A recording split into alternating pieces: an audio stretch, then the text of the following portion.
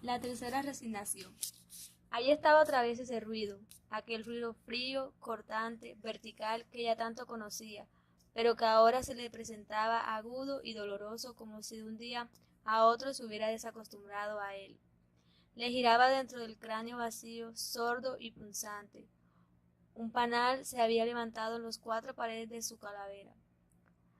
Se agrandaba cada vez más en espirales sucesivos y golpeaba por dentro, haciendo vibrar su tallo de vértebras con una vibración destemplada, desentonada con el ritmo seguro de su cuerpo. Algo se había desadaptado en su estructura material del hombre firme, algo que las otras veces había funcionado normalmente y que ahora le estaba martillando la cabeza por dentro con un golpe seco y duro, dado por unos huesos de mano descarnada, esquelética, y le hacía recordar todas las sensaciones amargas de la vida. Tuvo el impulso animal de cerrar los puños y apretarse las 100 brotadas de arterias azules, moradas con la firme presión de su dolor desesperado. Hubiera querido localizar entre las palmas de sus dos manos sensitivas el ruido que le estaba taladrando en el momento con su aguda punta de diamante. Un gesto de gato doméstico contrajo sus músculos cuando lo imaginó perseguido por los rincones atormentados de su cabeza caliente, desgarrada por la fiebre. Ya iba a alcanzarlo. No, el ruido tenía la piel resbaladiza, intangible casi, pero él estaba dispuesto a alcanzarlo por su estrategia bien aprendida y apretarlo larga y definitivamente con toda la fuerza de su desesperación. No permitiría que penetrara otra voz por su oído, que saliera por su boca, por cada uno de sus poros o por los ojos que se desalboritaban a su paso y se quedaba ciego mirando la vida del ruido desde el fondo de su desgarrada oscuridad. No permitiría que le estrujara más sus cristales molidos, sus estrellas de hielo contra las paredes interiores del cráneo. Así era el ruido aquel, interminable como el galopar de la cabeza de un niño contra un muro de concreto, como todos los golpes duros dados contra las cosas firmes de la naturaleza. Pero ya no le atormentaba más si pudiera acercarlo, aislarlo, ir cortando contra su propia sombra la figura variable, y agarrarlo, apretarlo ahora sí definitivamente, arrojarlo con todas sus fuerzas al pavimento y pisotearlo con ferocidad hasta cuando ya no pudiera moverse verdaderamente, hasta cuando ya no pudiera decir jadante que había dado muerte al ruido que lo atormentaba, que lo enloquecía y que ahora estaba tirado al suelo como cualquier cosa común, convertido en un muerto integral. Pero le era imposible apretarse las sienes. Sus brazos se habían reducido y eran ahora los brazos de un enano, unos brazos. Desde entonces, en el tiempo de su muerte, tenía 7 años. Su madre le mandó hacer un ataúd pequeño de madera verde, un ataúd para un niño. Pero el médico ordenó que le hiciera una caja más grande, una caja para un adulto normal, pues aquella pequeña podría atrofiar el crecimiento y llegaría a ser un muerto deforme o un vivo anormal, o la detención del crecimiento impediría darse cuenta de la mejoría. En vista de aquellas advertencias, su madre le hizo construir un ataúd grande para un cadáver adulto y le colocó 3 almohadas a los pies con el fin de ajustarlo. Pronto empezó a crecer dentro de la caja, de tal manera que cada año podía sacarle un poco de lana a la almohada extrema para darle margen al crecimiento. Había pasado así media vida, 18 años. Ahora tenía 25 y había llegado a su estatura definitiva normal. El carpintero y el médico se equivocaron en el cálculo e hicieron el ataúd medio metro más grande. Supusieron que él tendría la estatura de su padre, que era un gigante semibárbaro, pero no fue así. Lo único que él heredó fue la barba poblada, una barba azul espesa que su madre acostumbraba arreglar para verlo decentemente dentro de su ataúd. Esa barba le molestaba terriblemente en los días de calor. Pero había algo que le preocupaba más que ese ruido, eran los ratones. Precisamente cuando niño, nada había en el mundo que le preocupara más, que le produjera más terror que los ratones. Y era precisamente esos animales asquerosos los que habían acudido al olor de las bujías que ardían en sus pies. Ya habían roído sus ropas y sabía que muy pronto empezarían a roerlo a él, a comerse su cuerpo. Un día pudo verlos. Eran 5 ratones lusos, resbaladizos, que subían a la caja por la pata de la mesa y lo estaban devorando. Cuando su madre lo advirtiera, no quedaría ya de él sino los escombros, los huesos duros y fríos. Lo que más horror le producía no era exactamente que se le comieran los ratones. Al fin y al cabo podría seguir viviendo con su esqueleto. Lo que la atormentaba era el terror innato que sentía hacia esos animalitos. Se le erizaba la piel con solo pensar que esos seres velludos que corrían por todo su cuerpo penetrarían los pliegues de su piel y le rozarían los labios de sus patas heladas. Uno de ellos subió hasta sus párpados y trató de roer su córnea. Le vio grande, monstruoso en su lucha desesperada por taladrarle la retina. Creyó entonces una nueva muerte y se entregó, todo entero, a la inminencia del vértigo. Recordó que había llegado a mayor edad. Tenía 25 años y eso significaba que crecería ya más. Sus facciones se volverían firmes, serias, pero cuando estuviera sano no podría hablar de su infancia. No lo había tenido, la pasó muerto. Su madre había tenido rigurosos cuidados durante el tiempo que duró la transición de su infancia a la pubertad. Se preocupó por la higiene perfecta del ataúd y de la habitación en general. Cambiaba frecuentemente las flores de los jarrones y abría las ventanas todos los días para que penetraran en el aire fresco.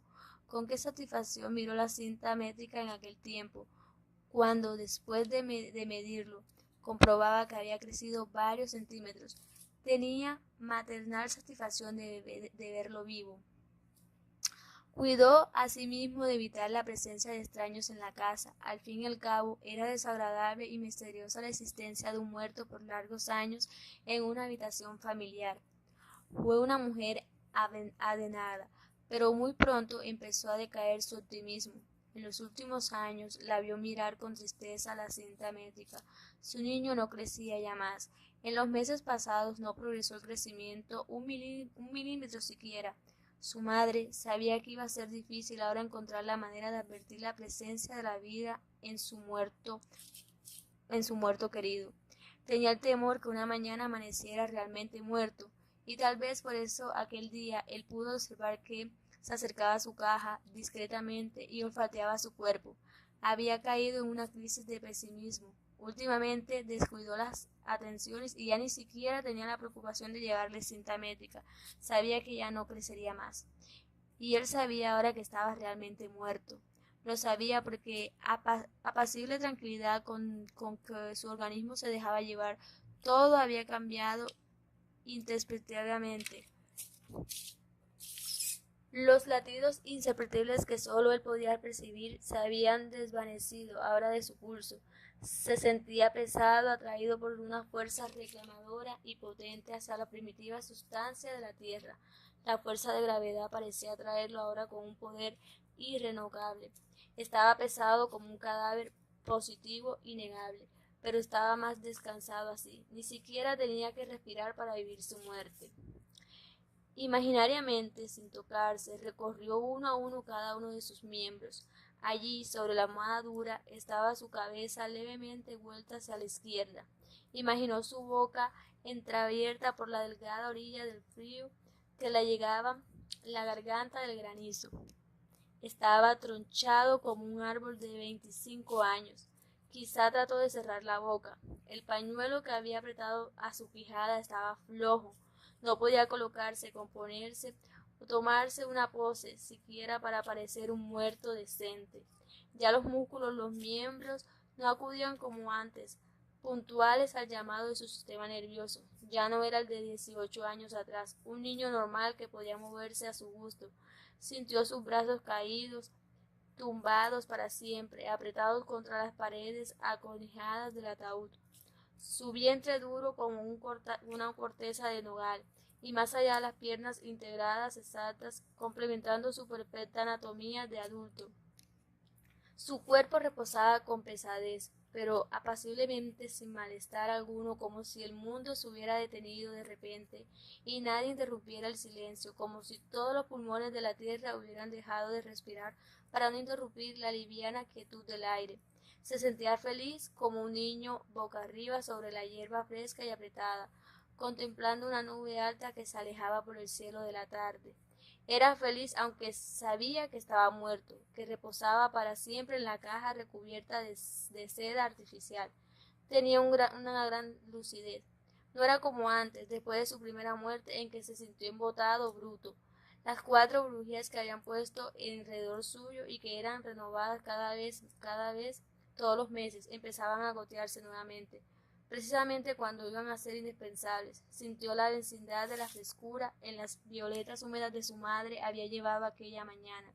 La sintió en las azucenas, en las rosas, pero toda aquella terrible realidad no le causaba ninguna inquietud. Al contrario, era feliz allí, solo con su soledad. ¿Sentiría miedo después? ¿Quién sabe?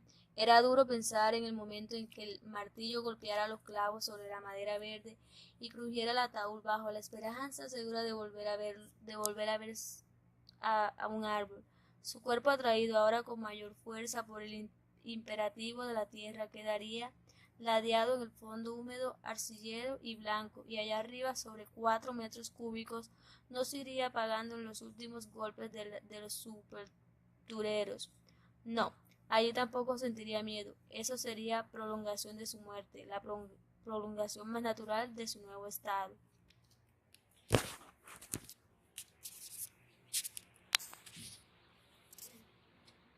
Introspectivamente, los latidos imperceptibles que sólo él podía percibir se habían desvanecido ahora de su pulso. Se sentía pesado, atraído por una fuerza reclamadora y potente hacia la primitiva sustancia de la tierra. La fuerza de gravedad parecía atraerlo ahora con un poder irrevocable. Estaba pesado como un cadáver, positivo, innegable, pero estaba más descansado así. Ni siquiera tenía que respirar para vivir su muerte. Imaginariamente, sin tocarse, recorrió uno a uno cada uno de sus miembros. Allí, sobre la almohada dura, estaba su cabeza levemente vuelta hacia la izquierda. Imaginó su boca entreabierta por la delgada orilla del frío que le llegaba la garganta del granizo. Estaba tronchado como un árbol de 25 años. Quizá trató de cerrar la boca. El pañuelo que había apretado a su quijada estaba flojo. No podía colocarse, componerse o tomarse una pose, siquiera para parecer un muerto decente. Ya los músculos, los miembros, no acudían como antes, puntuales al llamado de su sistema nervioso. Ya no era el de 18 años atrás, un niño normal que podía moverse a su gusto. Sintió sus brazos caídos, tumbados para siempre, apretados contra las paredes aconijadas del ataúd, su vientre duro como una corteza de nogal, y más allá las piernas integradas, exactas, complementando su perfecta anatomía de adulto. Su cuerpo reposaba con pesadez, pero apaciblemente, sin malestar alguno, como si el mundo se hubiera detenido de repente y nadie interrumpiera el silencio, como si todos los pulmones de la tierra hubieran dejado de respirar para no interrumpir la liviana quietud del aire. Se sentía feliz como un niño boca arriba sobre la hierba fresca y apretada, contemplando una nube alta que se alejaba por el cielo de la tarde. Era feliz aunque sabía que estaba muerto, que reposaba para siempre en la caja recubierta de seda artificial. Tenía una gran lucidez. No era como antes, después de su primera muerte, en que se sintió embotado, bruto. Las 4 bujías que habían puesto alrededor suyo y que eran renovadas cada vez, todos los meses, empezaban a gotearse nuevamente. Precisamente cuando iban a ser indispensables, sintió la densidad de la frescura en las violetas húmedas de su madre había llevado aquella mañana. La sintió en las azucenas, en las rosas, pero toda aquella terrible realidad no le causaba ninguna inquietud. Al contrario, era feliz allí, solo con su soledad. ¿Sentiría miedo después? ¿Quién sabe? Era duro pensar en el momento en que el martillo golpeara los clavos sobre la madera verde y crujiera el ataúd bajo la esperanza segura de volver a ver a un árbol. Su cuerpo atraído ahora con mayor fuerza por el imperativo de la tierra quedaría ladeado en el fondo húmedo, arcillero y blanco, y allá arriba, sobre 4 metros cúbicos, no se iría apagando en los últimos golpes de los supertureros. No, Allí tampoco sentiría miedo. Eso sería prolongación de su muerte, la prolongación más natural de su nuevo estado.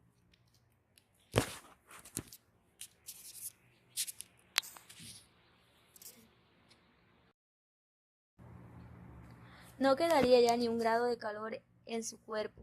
Su médula se habría enfriado para siempre, y unas estrellitas de hielo penetrarían hasta el tuétano de sus huesos, que bien se acostumbraría a su nueva vida de muerto. Un día, sin embargo, sentirá que se derrumba su armadura sólida, y cuando trate de citar de repasar cada uno de sus miembros, no los encontrará. Sentirá que no tiene forma exacta definida y sabrá resignadamente que ha perdido su perfecta anatomía de 25 años y que se ha convertido en un puñado de polvo sin formas, sin definición geométrica. En el polvillo bíblico de la muerte, ¿acaso sienta entonces una ligera nostalgia de no ser un cadáver formal, anatómico, sino un cadáver imaginario, abstracto, armado únicamente en el recuerdo borroso de sus parientes? Sabrá entonces que va a subir por los vasos capilares de un manzano y a despertar mordido por el hambre de un niño en una mañana otoñal. Sabrá entonces, y eso se le entristecerá, que se ha perdido su unidad, que ya no es ni siquiera un muerto ordinario, un cadáver común. La última noche la había pasado feliz en la solitaria compañía de su propio cadáver, pero al nuevo día, al penetrar los primeros rayos del sol tibio por la ventana abierta, sintió que su piel había reflandecido. Observó un momento, quieto, rígido, dejó el aire correr por su cuerpo. No pudo dudarlo, allí estaba el olor. Durante la noche la cadavería había empezado a hacer sus efectos. Su organismo había empezado a descomponerse, a pudrirse como el cuerpo de todos los muertos. El olor era indudablemente un olor inconfundible a carne manida que desaparecía y reaparecía desde más penetrante. Su cuerpo se había descompuesto con el calor de la noche anterior. Sí se estaba pudriendo. Dentro de pocas horas vendría su madre a cambiar las flores y desde el umbral de la azotaría el tufo de la carne descompuesta. Entonces, si lo llevarían a dormir su segunda muerte entre los otros muertos. Pero de pronto el miedo le dio una puñalada por la espalda. El miedo, qué palabra tan honda, tan significativa. Ahora tenía miedo, un miedo físico verdadero. ¿A qué se debía?